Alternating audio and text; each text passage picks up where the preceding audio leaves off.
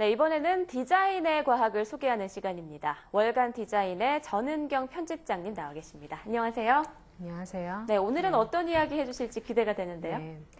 예전에 영국의 스티브 잡스이자 디자인계의 이다나 디자이너이자 발명가로 유명한 제임스 다이슨에 관해서 한번 얘기를 한 적이 있는데요. 네.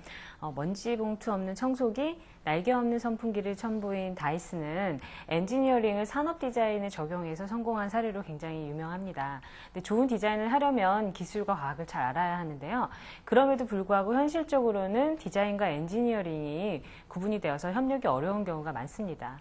오늘은 이런 다이슨의 혁신을 넘어설 것으로 기대가 되는 디자인 엔지니어링 그룹 타크람을 소개해드리겠습니다. 와, 다이슨의 혁신을 넘어설 디자인 엔지니어링 그룹이라고 하니까 정말 궁금한데요? 네. 도쿄에 거점을 두고 활동을 하고 있는 그룹인데요. 타크람은 디자인과 엔지니어링, 제품의 이야기를 더하는 스토리 위빙 능력까지 두루 겸비한 신예 그룹이에요. 네. 타크람의 설립자 다카와 키냐는 디자이너와 엔지니어가 거리를 두면서 작업하는 것을 보고 아쉬운 점이 많았다고 합니다. 그래서 이 두 종목을 함께 버무릴 수 없을까 고민하다가 디자인 엔지니어링을 공부할 수 있는 영국 왕립예술대학으로 유학을 하게 되고요. 네. 이후에 일본으로 돌아와서 장애인을 위한 문자 입력 시스템 태그 타입을 선보여서 아주 센세이션을 일으켰습니다. 네. 태그 타입은 플레이스테이션과 비슷한 작동법으로 손이 불편한 사람도 엄지손가락만 움직이면 사용할 수 있는 문자 입력 시스템이에요.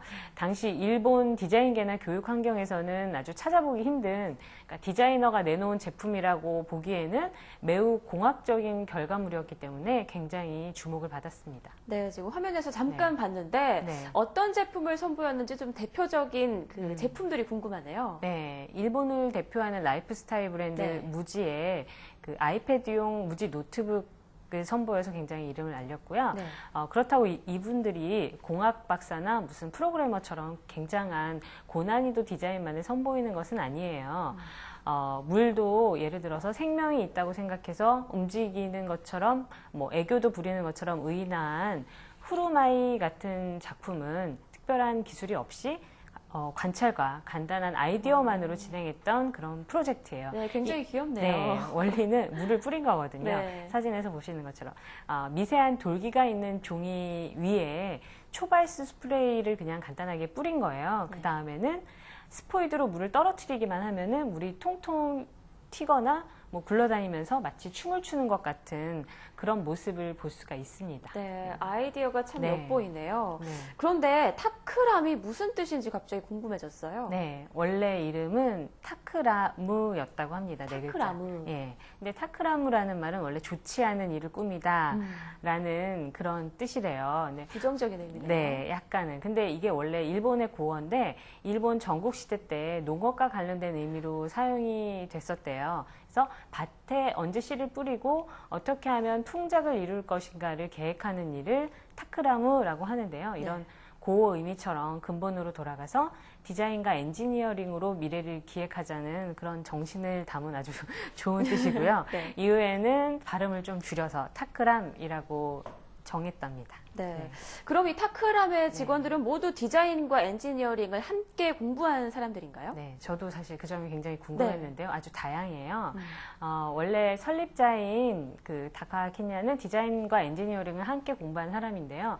이를 중심으로 해서 스토리 위빙, 건축 디자인을 맡은 주요 멤버 3명이 있고요.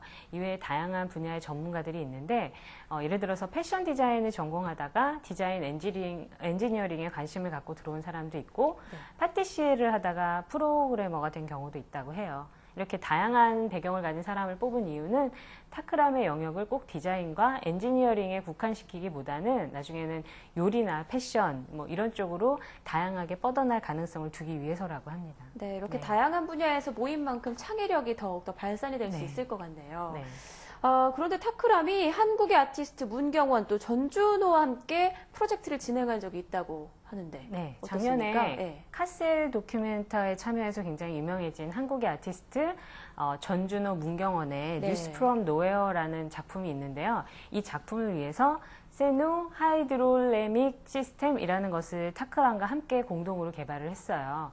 그래서 그래서 이 작품은 지구 종말 자연재해를 염두하고 진행한 프로젝트인데요.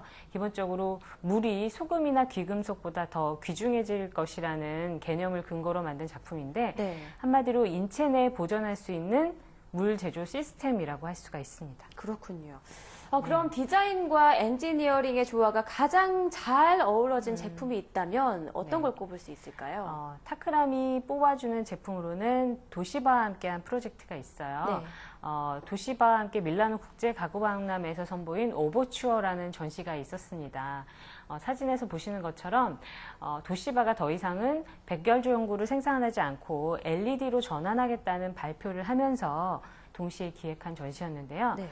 백열 전구 대신에 LED로 갈아 낀 전구 안에 물을 넣어서 천장에 저렇게 주렁주렁 매달았어요. 네. 그리고 관람객들은 전구에 손을 직접 대지 않아도 심장 박동 같은 그런 미묘한 떨림 때문에 물이 진동하고 빛도 함께 울리도록 연출했습니다. 전기 문화가 바뀌더라도 빛의 성격과 우리에게 주는 영향력은 변하지 않는다는 걸 상징한 것인데요. 당시에 굉장히 화제를 모았던 전시였기도 했어요. 네. 디자인과 엔지니어링 그리고 이들이 말하는 스토리 위빙까지 아주 잘 접목된 작품이었다고 할 수가 있습니다. 네, 디자인과 엔지니어링의 조합, 정말 네. 과학과 예술을 넘나드는 네. 분야인 것 같다 이런 생각이 드네요. 네, 지금까지 일본의 디자인 엔지니어링 그룹 타크람에 대해서 알아봤습니다. 디자이너든 엔지니어든 자신의 영역에 선을 그으면 발전할 수 없다는 생각을 가진 타크람이 앞으로 또 어떤 제품을 선보일지 기대가 되네요. 네, 오늘도 좋은 정보 고맙습니다. 감사합니다.